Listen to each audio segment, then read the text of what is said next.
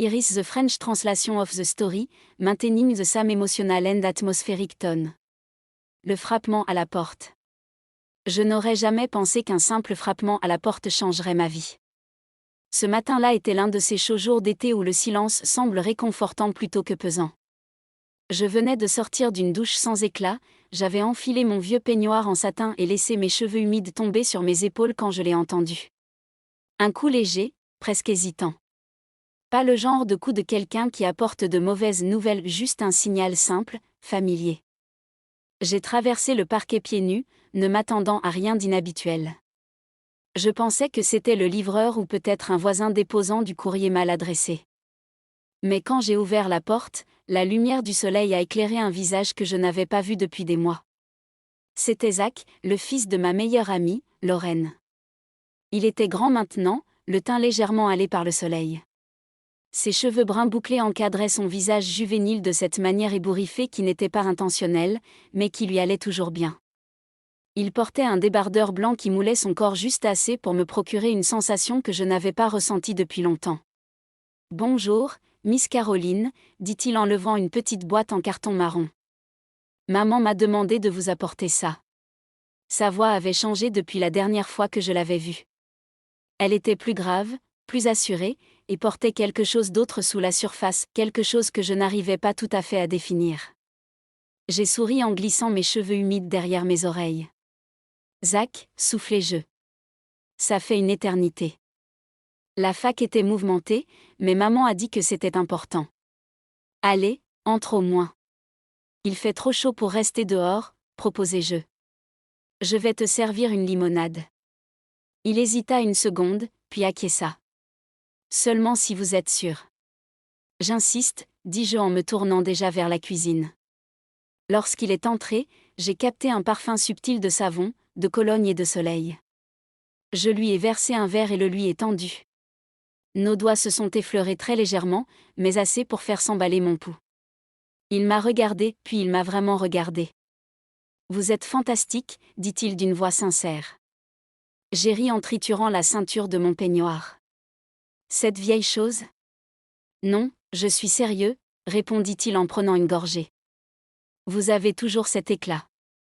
Ces paroles sonnaient comme un murmure entre nous que nous n'étions pas censés entendre. Je l'ai conduit au salon et j'ai soudain réalisé à quel point mon peignoir flottait librement sur mon corps. Je me suis assise face à lui et j'ai croisé les jambes aussi nonchalamment que possible. J'ai remarqué son regard descendre une seconde avant de se détourner, respectueux mais curieux. Nous avons parlé de l'université, de son job d'été, de la vie. Je lui ai demandé s'il aidait toujours son oncle pour la plomberie, et il a hoché la tête. Un sourire malicieux a effleuré ses lèvres.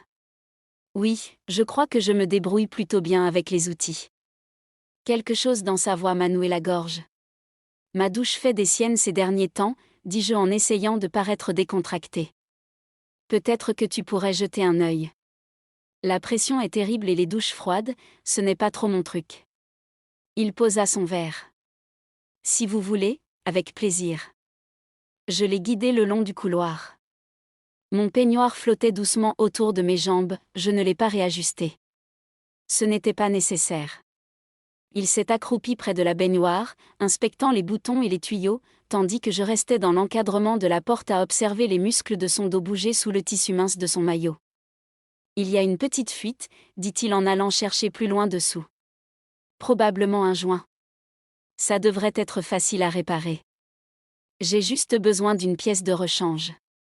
Peux-tu revenir plus tard, après avoir récupéré la pièce, demandai-je d'un ton presque trop désinvolte. Il sourit. Bien sûr, je repasserai ce soir. Quand il est parti, je suis restée seule dans la salle de bain à fixer mon reflet. Mes joues étaient rouges, mon cœur battait à tout rompre. Qu'est-ce que j'étais en train de faire ? Mais je le savais déjà. Je ne voulais simplement pas l'admettre. Ce soir-là, on a frappé à nouveau. Cette fois, j'étais déjà habillée, si on peut appeler ça ainsi. Le même peignoir, noué un peu plus serré, le maquillage plus soigneusement appliqué. Quand j'ai ouvert la porte, il était là. Cette fois en t-shirt noir et un jean qui lui allait à ravir. Le sac à sa main contenait simplement la pièce pour la douche. Ton dos, dis-je en souriant. Je t'avais dit que tu le réparerais. Il se déplaçait dans la maison comme s'il y appartenait, comme s'il en avait toujours fait partie. Dans la salle de bain, il sait. Voici la suite de l'histoire traduite en français, conservant l'atmosphère intense et mélancolique du premier volet. Partie 2, l'écho de l'étincelle. 3 mois s'étaient écoulés depuis ce dernier message, et le silence dans ma maison était devenu une présence physique, pesante. Chaque fois qu'un parquet craquait, mon cœur ratait un battement, espérant un fantôme. J'avais passé des années à n'être que la veuve, mais Zach m'avait brièvement transformée à nouveau en femme. Désormais, j'étais autre chose, une femme qui savait exactement ce qui lui manquait. La rencontre. L'automne avait commencé à teinter le monde d'or et de fragilité. J'étais au marché local, la main tendue vers un paquet de café, quand une ombre s'est posée sur moi. Je n'eus pas besoin de lever les yeux pour savoir qui c'était. L'air autour de lui semblait toujours vibrer à une fréquence différente. Caroline. Sa voix était encore plus grave, si c'était possible.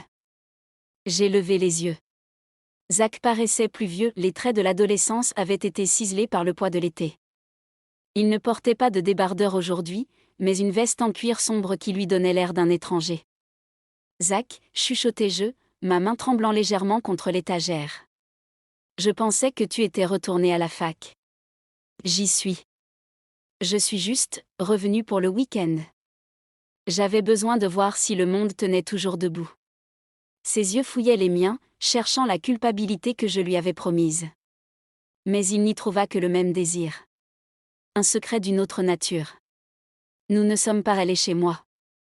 Le risque était trop grand, Lorraine vivait à seulement 3 pâtés de maison. Au lieu de cela, nous avons roulé jusqu'à la vieille jetée, là où le vent est assez tranchant pour mordre. Nous sommes restés assis dans sa camionnette, le moteur tournant doucement pour nous chauffer. Elle ne sait rien, dit-il, fixant l'eau grise à travers le pare-brise. Ma mère. Elle pense juste que je grandis. Elle croit que mes sautes d'humeur sont dues au stress des examens. Mais chaque fois que je la regarde, j'ai l'impression de lui mentir sur toute ma vie. C'est pour ça qu'on a arrêté, Zach. C'est pour ça que ça doit rester un souvenir. Il se tourna vers moi, sa main s'approchant, hésitant à quelques centimètres de ma joue. Est-ce que vous savez à quel point c'est dur d'oublier quelqu'un qui vous a réveillé? On ne peut pas simplement se rendormir, Caroline. Il ne m'embrassa pas. Pas tout de suite. Il prit simplement ma main, son pouce traçant les lignes de ma paume comme s'il lisait une carte. La tension était différente cette fois. L'insouciance de l'été avait été remplacée par une gravité silencieuse et désespérée. Le point de rupture. Je déménage, dis-je soudainement. Les mots me surprirent moi-même. J'ai mis la maison en vente hier. J'ai besoin d'un nouveau départ, Zach. Quelque part où il n'y a ni fuite d'eau, ni parquet qui craque. Le silence qui suivit fut suffocant. Je m'attendais à ce qu'il soit en colère, mais il se contenta de hocher la tête lentement. Où ça? À 2 heures au nord. Près de la côte. J'aurai ma propre voiture à la fac au semestre prochain, dit-il, sa voix retombant dans ce murmure dangereux. 2 heures, ce n'est rien. Zach, non. On ne peut pas. On l'a déjà fait, répliqua Théil, se penchant enfin vers moi. Son front reposait contre le mien. Vous m'avez dit de vous aimer assez pour tout laisser derrière nous. Mais si je vous aimais assez pour attendre? Jusqu'à ce que je ne sois plus le fils de Lorraine. Jusqu'à ce que je sois juste un homme. J'ai plongé mon regard dans le sien et j'y ai vu l'étincelle du tapis de la salle de bain, sauf qu'aujourd'hui, c'était une flamme constante. Je savais quelle était la bonne réponse. Je savais ce qu'une meilleure amie devrait dire. Mais alors qu'il pressait enfin ses lèvres contre les miennes, le monde extérieur disparut. J'ai réalisé à ce moment-là que certains feux ne s'éteignent pas simplement parce qu'on arrête de les nourrir. Parfois, ils couvent sous la terre, attendant un simple courant d'air. Le nouveau chapitre. En rentrant chez moi ce soir-là, je ne me sentais pas victime du destin. Je me sentais architecte.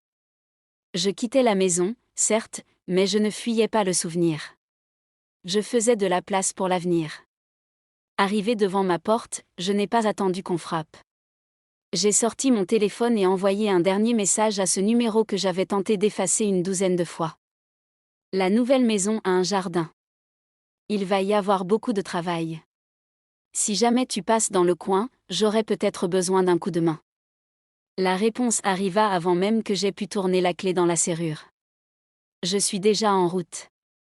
Parfois, la fin d'une histoire n'est que le début d'une autre, bien plus complexe. Et pour la première fois depuis longtemps, je n'avais plus peur de l'obscurité.